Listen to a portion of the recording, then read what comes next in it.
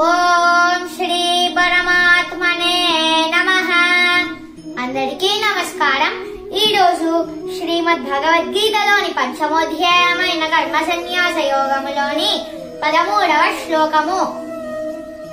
సర్వ కర్మాణి మనసా సన్యస్యాస్తే సుఖం వశి నవద్వారే పురే దేహి నైవ కుర్వన్న కారయన్. భావం: శ్రీకృష్ణ భగవానుడు అర్జునుడితో ఇలా పలికెను. ఆత్మ నిగ్రహము, వైరాగ్యము ఉన్న జీవాత్మలు తాము దేనికి కర్త కాదని, దేనికి కారణము కాదని తెలుసుకొని ఈ 9 ద్వారములు కల నగరములో అనగా నవరంధ్రాలు కల శరీరములో సంతోషంగా ఉంటారు. 14వ శ్లోకము.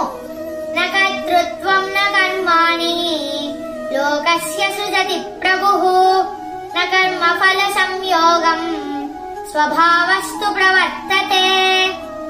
భావం: శ్రీకృష్ణ భగవానుడు ఇంకా అర్జునుడితో ఇలా పలికెను.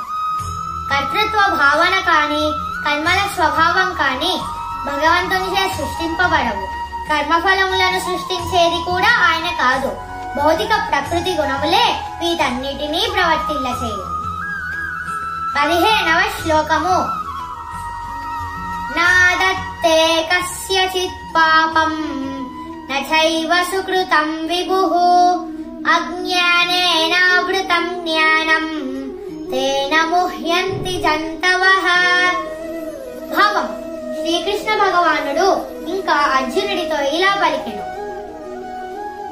సర్వాంతర్యామి అయిన భగవంతుడు ఏ ఒక్కరి పాపపు లేదా పుణ్యకర్మలయందు కూడా పాలు పంచుకోడు. జీవుల వివేకము అజ్ఞానముచే కప్పబడిపోవటం వలన భ్రమకు లోనగుతున్నారు. ఓం శ్రీ పరమాత్మనే